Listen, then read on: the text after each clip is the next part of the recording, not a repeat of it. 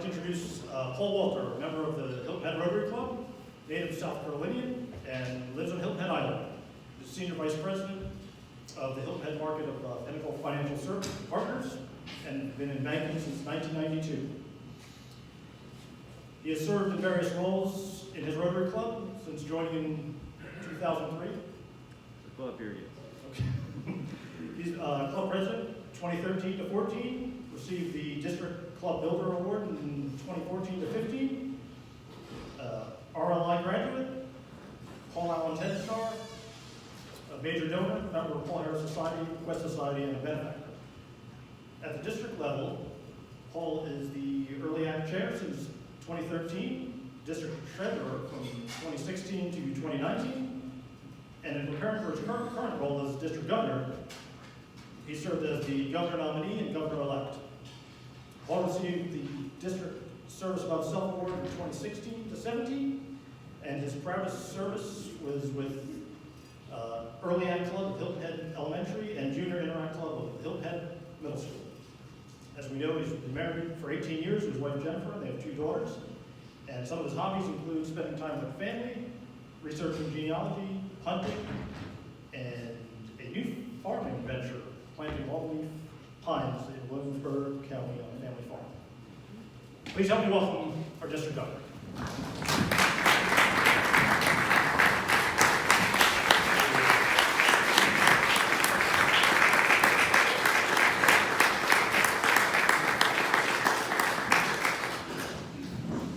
Thank you all. Get all my props together.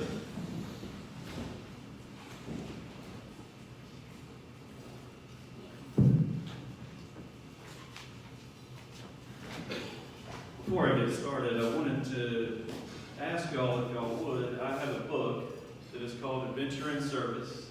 It's something in Rotary that we used to give out years ago. This was part of a 3-book set. I don't know if any of y'all were in Rotary at the time when this was given out, but it just talks about Rotary. But this is a 1970 edition, which happens to be the year I was born, to do math.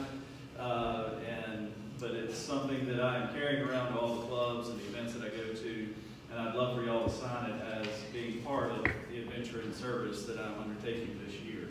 So I will pass that around, and y'all will sign the book. So I will look back when I've had 50 years of service and fondly look back and see who was a part of this. Before I get started this morning, I wanted to do a little infomercial. We are having a all-club conference March 11th to the 13th of next year. It will be on sunny Hilton Head. It'll be a really far drive for y'all to go. It is going to be at the Sonesta Resort and Shipyard. Plan is to have, obviously, lots of fun, some speakers, lots of fun. Want to give people an opportunity to be on Hilton Head, and not just, a lot of times when I've gone to conferences, you go on a Friday, you leave on a Sunday, you could have been anywhere in the world. It didn't matter. You stayed in the hotel, you didn't even see daylight. So I want to give people on a Saturday afternoon an opportunity to see Hilton Head. Obviously, y'all probably know it better, but other people from other parts of the state may not. But get to enjoy some of the sights and sounds of Hilton Head. We're planning, again, it will be a family reunion. We haven't had a district conference in a few years in person, and at this time we're still planning to have it in person. We meet weekly with Susan Terrard, who's our district conference chair, and we talk about the planning, and we're looking at that. So hopefully all things will, keep your fingers crossed, and we'll be able to meet in person at that. So back to the regularly scheduled program, and in the infomercial. I want to start with a statement that you may be familiar with, which is, together we see a world where people unite to take action to create lasting change across the globe, in our communities, and in ourselves. When I see this, and I say it, I think of Rotarians, non-Rotarians, partners, coming together to take action in the challenging current environment that we live in. We're adapting to create the lasting change in your club and beyond. While the world is definitely different than it ever has been, we remain constant to serve to change lives. This being our 21-22 Rotary International theme speaks volumes. It's the why we collectively do what we do as Rotarians. You may have your own individual why of being in Rotary, but this is the why that we collectively do what we do. And therefore, in doing so, we serve to change lives across the globe, in our communities, and in ourselves. I would challenge y'all to take a look at the communities that the community that you're in and assess the needs of it. Because what may have been the need yesterday may not be the need tomorrow. What we've done over the past number of years just may not fit what the need of the community is. So take a look and assess what that is. The actions that you can take would help somebody locally. It could also help those that you'll never see. And the fact that we work with Rotarians and that we all follow the four-way test, you can take comfort in the fact that when you do this, when you give of your time and your talents and your treasures, that you're working with Rotarians that are all following the same four-way test to do good in the world. In addition to assessing the communities, I would also ask you to assess the club's engagement. Ask the Rotarians, non-Rotarians, and partners in your community to see how they are impacting the communities that we're in, or the community that we're in. This community, or this assessment, will take an opportunity to take a look at and see how we are impacting the communities. And I think it would result in the Rotarians, the non-Rotarians, and the communities seeing the results and the impacts that y'all will have on it be greater. So while we're out in our community, we're brand ambassadors. You know, you might wear the pins, you may wear the wheel on, you know, I don't know how many of you have a snazzy jacket like this, but I think you have to, when fluid, you have to be district governor to get it. So any of y'all could apply. But we are brand ambassadors showing the communities that we're in. We are Rotary. But the logo and the wheel, our brand is more than that. Our brand is much bigger than this wheel. It's the perception that the communities have about us, the experiences that they have with us, and it's more than just how we think about ourselves, it's how others think about us. The community's perception, along with the experiences that they have with our clubs, and the programs and the stories that we tell, and the public image that we put out there, that is the branding that we want to see. This compelling, consistent communication that we put out will have a greater effect on individuals. It could strengthen the communities that we're in and that we serve in, and thereby engaging and attracting new members, donors, partners. The impact and reach that your club will have allows us to grow more and do more. We'll talk about that in a minute, but the growing more part is wonderful. I'm not concerned about the numbers that you grow by one, +1 or +2. Grow by +10. The point is not necessarily the growth. The point is the impact that you have on the communities and the individuals that serve within the club. And that's what I'm most curious to see and excited to see in Rotary. Now, President Shaker Menta, our current international president, has a few initiatives I want to run through. One is our 21-22 international theme, which is Serve to Change Lives. He says that service is to care for others, it's to share with others, it's thinking about others before you think about yourself. He says that he urges us to dream big, start small, serve locally, but think how that work can translate into a larger scale and deeper impact. Find the need, plan the solution, but never stop thinking about the big picture. The next initiative is each one bring one. Members are being asked this year to bring in one new member. One new member, that's all. By June 30th of this next year, could you bring in one new member into Rotary? And it seems simple. So I'll ask you, and by a show of hands, do y'all think that you could bring in one new member in this year into Rotary?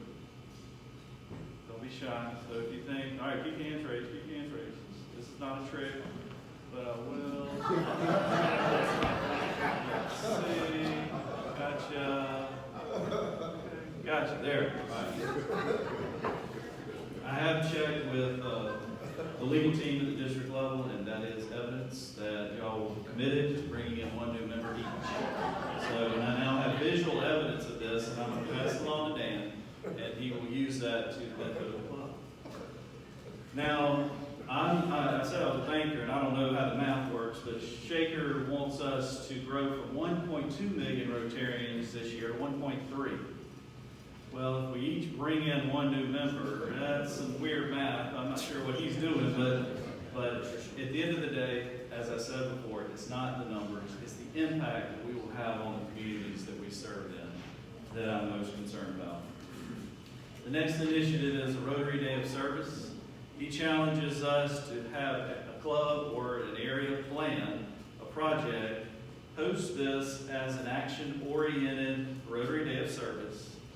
The club should find the need, or the area would find the need that exists in the communities you're in, and relate it to one of the areas of focus, one of the 7 areas of focus. This would bring in volunteers that would be Rotarians and non-Rotarians, be promoted broadly to let the community know what we're doing, partnering with others in the community. And one piece of this is that we would ask that we had 25% of the attendees to be non-Rotarians. That way we can show others in our community what we're doing. They may look at it and they may see an opportunity to get in on something that looks like a lot of fun and doing good. And finally, he would like us to focus on empowering girls. As mentioned, I'm the father of 2, so this is certainly something that I'm personally involved in and have a personal tie to. But too many girls face discrimination, disadvantage, lack of opportunities. Empowering girls would mean securing education, securing their health, their economic development, equipping them with the skills for greater opportunities. It could mean curbing child marriage, teenage pregnancy. It could mean preventing trafficking or abuse and gender-based violence. So of these initiatives, I challenge you to take a look at them and see how you can incorporate those into your club and the activities that you're doing. All right, I want to ask a question, change gears here a little bit. Does anybody watch Andy Griffith? Anyone? I won't take a picture this time. You can raise your hand. All right, so there's a few fans. Well, my family and I probably watched every episode. Jennifer will tell you I probably watched them 100 times. But there's one that I want to reflect on that comes to mind, and it's in season 1, episode 12. There is a point, I promise. There is even a Rotary point. But in episode 12, titled Stranger in Town, Ed Sawyer is this mysterious stranger. He comes into Mayberry. He knows the intimate facts about people. He knows their names. He knows details. He can pick out the twins that are in the buggy, the identical twins that the mom doesn't even know, but he can pick them out. When he gets off the bus, he goes into the barbershop and acts like he knows them all. And they just gets them all riled up. So much so that they want to see Andy arrested. And I would say, arrest him for what? This guy is just, he knows a lot of people, knows a lot of things about the town. Well, I can relate to Ed. As Ed had no hometown he called his own. He came to know Mayberry through the newspaper, reading about the people in the newspaper, and learning about all of their details. That's how he knew everything. And no, I was not part of the Witness Protection Program as not having a hometown. My father was a Methodist minister. We moved around about every 6 years, so I have lots of hometowns. But he became so familiar with them, again, that they just wanted to see him go. Ed's only crime was wanting to feel welcome in the community that he became to know through the newspaper. To tie this into Rotary, And yeah, I said, there's a point. It's a little different with me living here or in Hilton Head and coming to Bluffton. Normally when I'm in other communities, I'm looked as that guy from off. I don't want to be considered that person. I have a lot of facts that I know about y'all's community. Have lived here since 1992. Been involved with a lot of things within Bluffton and Hilton Head. But I may know some details about the community, some people. It's all for the point of getting to know your community better, to see how I can come in and help. I want to be a resource for y'all, for the club, to see how I can do things that will help y'all and to do more good in the world. As I said, I may be from that club over there across the bridge, but I have a greater interest in getting to know y'all, getting to know the Rotarians in the community and being a part of it. If there's somebody that y'all want to take me around to visit as a potential Rotarian, I'm happy to do that. Or if there's some community partner or leader that you want me to get involved with, use me as a resource, I'm happy to do that. So back to Ed and Andy Griffith and making connections in your communities. For example, when I visit Camden, South Carolina, and I talk to Rotarians there, I may talk about Kershaw County Memorial Hospital like I know it well. I was born there. We didn't live there at the time, but I was born there along with my three brothers, there were four of us total.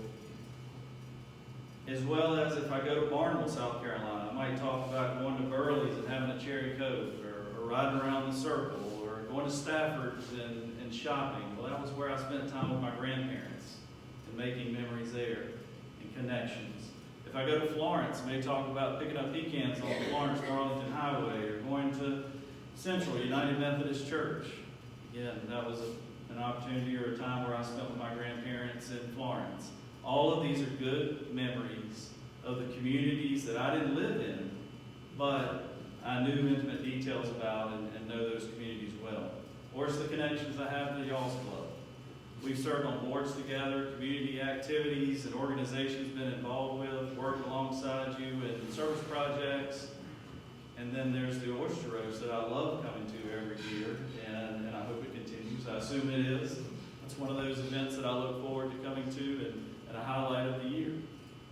But I challenge you to make connections with fellow Rotarians, potential Rotarians, as they come into the club.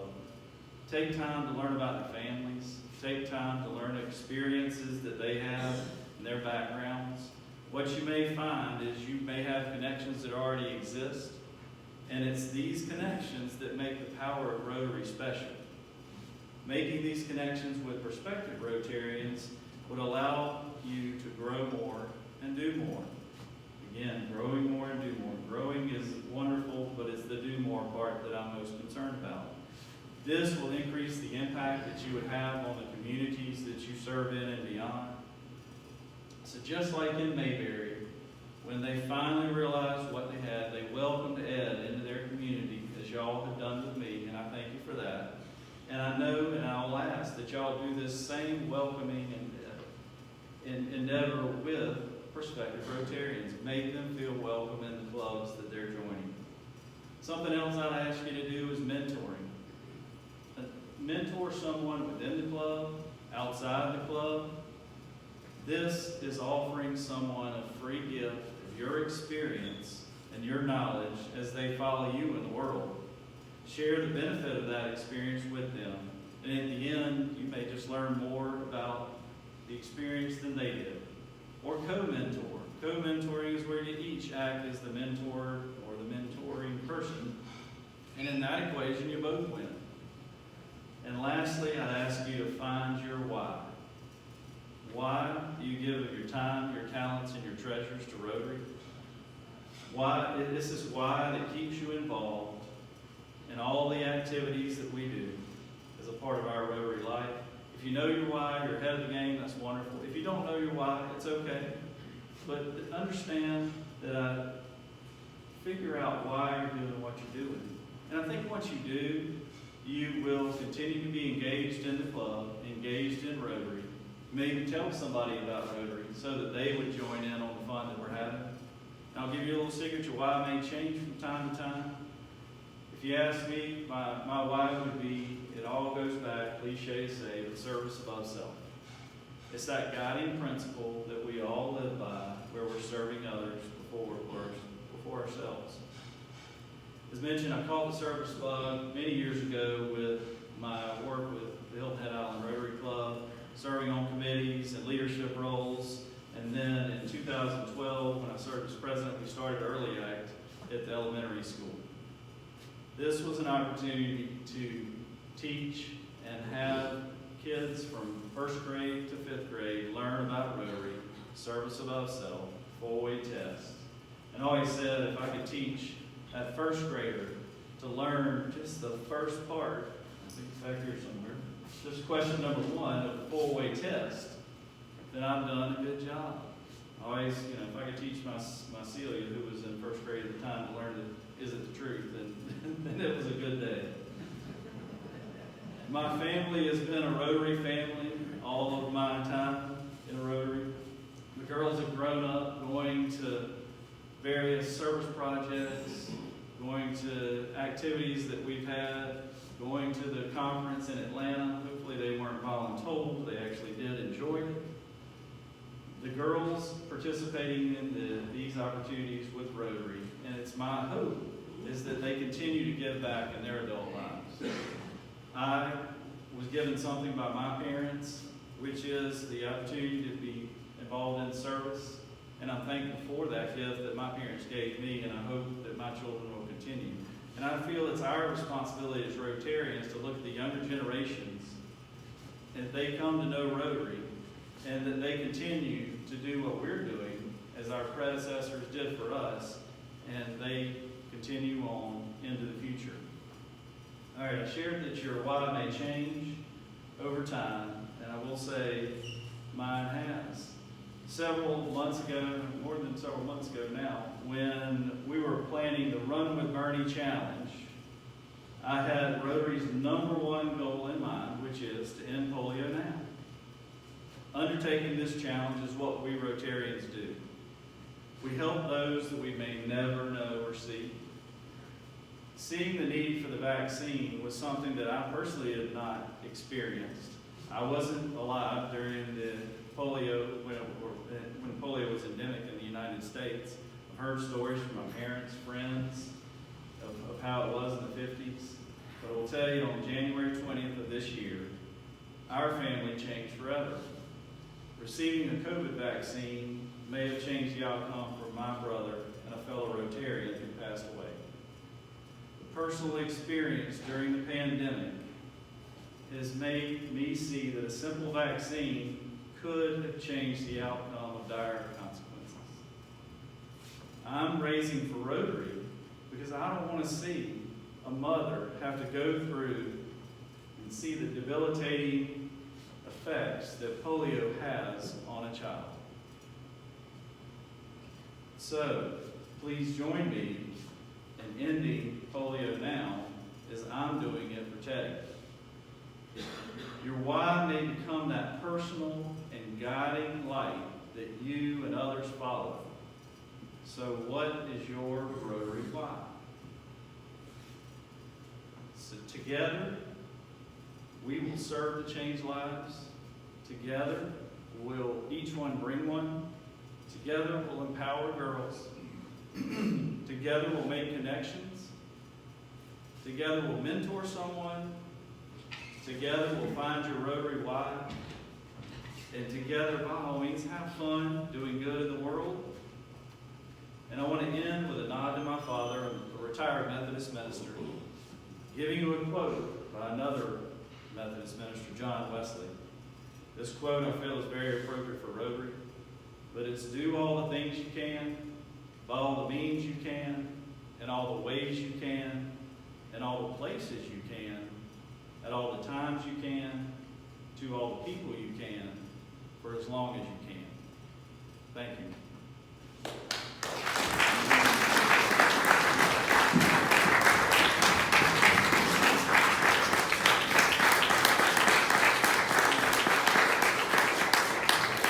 I do have one little presentation that I wanted to give to Dan and Dean as the foundation chair. When I was searching for something to give to the presidents and now as well as the foundation chair, I was looking at Russell Hampton, you know, our branding catalog that we could look through and get things in. Well, you see these challenge coins in there, and they're $3.95. They're beautiful. They have the theme on one side, maybe the 4-way test, but they're $3.95. Being the cheap, frugal, whatever you want to call it, banker, I saw that they were $3.95 times 70. It just seemed like too much. So I went to the U.S. Mint and found that we have what I'm calling the polio coin. On one side, it's your traditional. It's got Statue of Liberty, $1. But on the back, it's commemorating the vaccine that Jonas Salk discovered in 1953. So it talks about that, or demonstrates that on the back of the coin. So I'd like to present one to the club president and the foundation chair, reminding them that the foundation is certainly a part of something that we do, and an important part, and allows us to do the good works in Rotary, and that in polio now is our #1 priority. So thank y'all.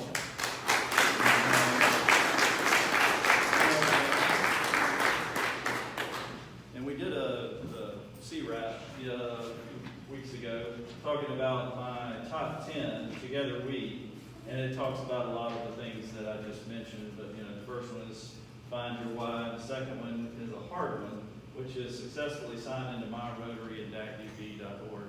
That's the toughest one that I find Rotarians have. So, but it's number 2 on the list. He'll share with you the rest of those, and hopefully you can incorporate those into the activities of the club. And again, thank you all for allowing me to be here, and I appreciate all the good works that y'all do in Rotary.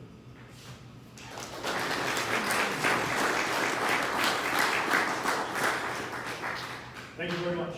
On behalf of the club, we are going to make a donation to polio in your name. Thank you. As well as, this is probably why you came.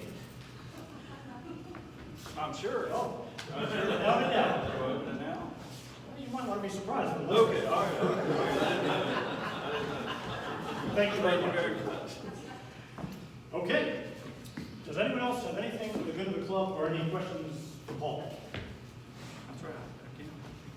Happy to answer questions or do anything with y'all.